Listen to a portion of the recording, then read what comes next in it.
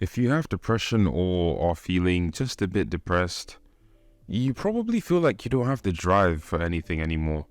You probably feel like you don't even have the drive to relax. Like, you don't feel like doing anything. And you also don't feel like feeling like doing anything. You don't even feel like not doing anything. I don't know where this is. Yeah, this is my apologies if I'm laughing, but like, it's kind of funny when you realize how you put yourself in this and how you can easily just jump out. I've been depressed before, like extraordinarily depressed, and I thought I knew the reason why. It's about to get deep, yo, like it's actually about to get deep. I thought I was born in the wrong body, in the wrong country, in the wrong hemisphere, with the wrong skin color, with the wrong nose, the wrong ears, the wrong lips, the wrong... I already said ears. Yeah. But yeah, I thought it was all wrong. Like I thought it was just unfortunate. I was just unlucky that I was in this situation, which is kind of crazy because I am in such the amount of privilege that I have experienced in this life. Like it's insane. Like for so long, I genuinely thought that I was just wrong. What was happening was just wrong. What I was experiencing was just fully wrong, and it's crazy. Like how inconsiderate I was. And I won't even, that's just what it does to you. That's what depression does to you. It turns you away from everything that you have going for you, everything that's there for you, that's supporting you, and it makes you focus on all the wrong things immediately like clockwork. It's crazy. Also, before I go any further, I know there's some very high-ranked like depression PR holders that are ready to argue to the end that this was something passed down from the Neanderthals, and they just happen to be one of the people that have it. And they're ready to defend the depression till the very end and enter some deep argument with me. And to those people, yo, sucks to be you, firstly. Second of all, I don't think that's true. And if you think that's true, you might as well just click off. If you think it's actually hopeless and you're never going to get out of this, then you might as well just click off. Look, bye. Like, because usually those people aren't even ready to take advice from someone who looks happy. Like, they don't want to hear from someone that's smiling while talking. But how do you expect me to give you advice on depression if I'm still depressed? The only reason I can help you is because I made it out of that place myself. How do you expect someone who cannot relate to actually tell you? The only reason I'm doing this is because I genuinely felt that way, and now I genuinely don't. So like, if you're going to click off because I'm happy, just know you're not really making any sense. You know, it's all good, bro. It's all good. And now the real reason that I was depressed is actually very scientific and sociological. I don't even... Look, it's about to get very nerdy, bro. I won't even lie to you. It's about to get very sciencey, bro. And if you're not down for that, bro... Anyways, it's about to get so nerdy, you don't even understand. It's about to get so deep. Like, it's about to get so biological, bro. I once said. Right, so the first thing that I want you to understand is that there's a reward circuitry that's inside of your head. It's the system that makes you get that, yo, that was dope, dog. And by dope, maybe more like dopamine, which is in fact the chemical that's released into your head when that circuit is used. And that's what makes you feel like what you're doing is enjoyable. Like it's amazing. Like, you get what I'm saying? And in other words, it's oh, nice. Now, what you need to do is to take into consideration the things that you've been doing for maybe like the past like 6 months of your life. This feel-good effect can come from anything. It could come from easy things like watching an anime or watching a movie. It could also come from hard things like reading a book or like finishing a workout. Anytime you carry out any of these tasks, you continue. Every time you carry out one of these acts, there's a cycle in your head that gets developed. And every time you finish a repetition of this cycle, not only does it get more greedy with completion, but it also gets more needy with the fuel. Do you get what I'm trying to say, bro? And the fuel is stimulation. And that last bit that I just mentioned is exactly what makes this cycle flawed and kind of messed up. So you might not be wrong about life being a bit messed up. Let me try and summarize that. Every single time that you do this cycle, you make it so that the next time you do this cycle, you're going to need more stimuli to get the same dopamine boost.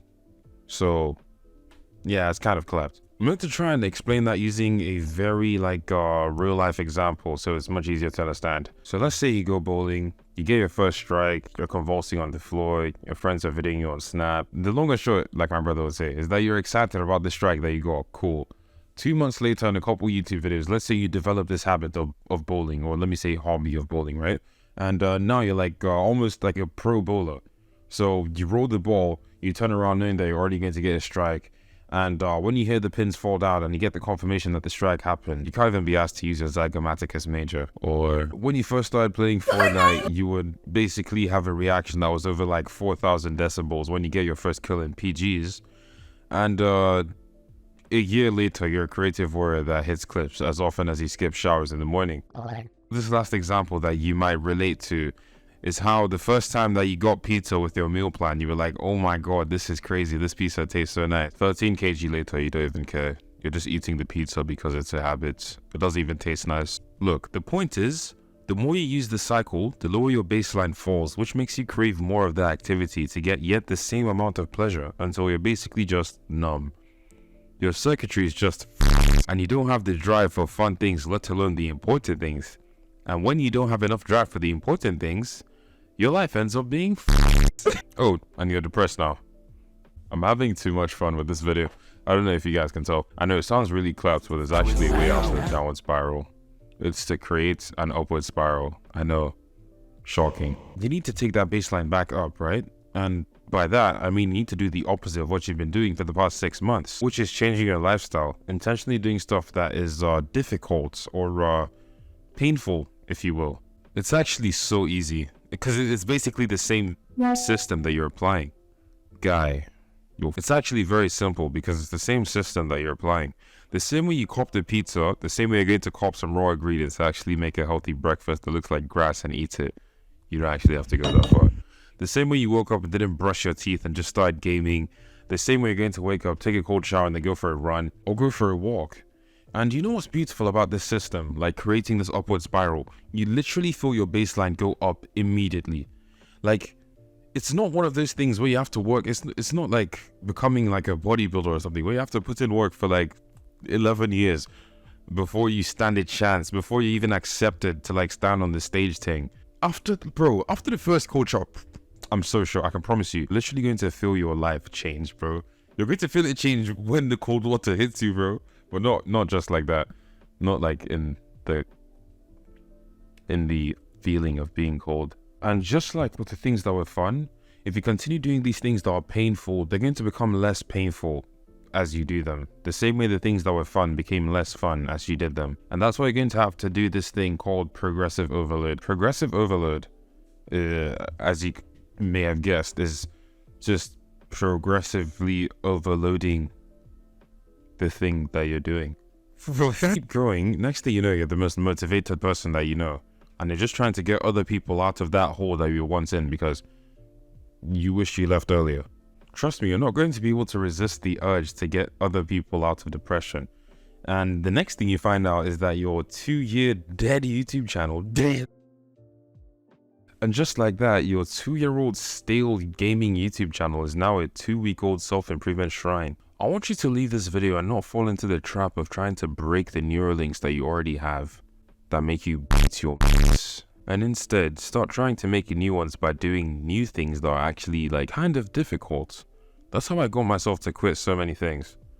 I stopped trying to quit and I just started trying to try new things. Start focusing on new things that you can do. Start trying to create new links in your brain to dopamine. Because the more of those that you have, the less likely you are to fall back to the old ones. You're not even going to have time to do the old ones because the difficult things usually take more time. And guess what happens? You're going to be too tired before you can even bro. Okay, let me be honest. Like, the main addiction that I had was living online. Like, I couldn't resist the urge to just join a Discord call. This is so cringe. I couldn't resist the urge to just join a Discord call the second I woke up. Because I felt like I was distracting myself from, like, what life was actually like, the people that I actually was supposed to talk to and everything. I would just rather talk to people on Discord that don't care about important things that I didn't have the drive to do anymore. Like be diligent and stuff. And the solution to that, you should be able to guess, was to get a life. But jokes aside, Earth is actually so beautiful. Just seeing real relationships, having real food and not snacks, real plants and not farming mats. All that stuff is honestly just, it's just amazing, bro. Like, I wouldn't even lie to you. It's actually just so beautiful. Yo, bro actually got to the end of the video, bro. Mad thing. Still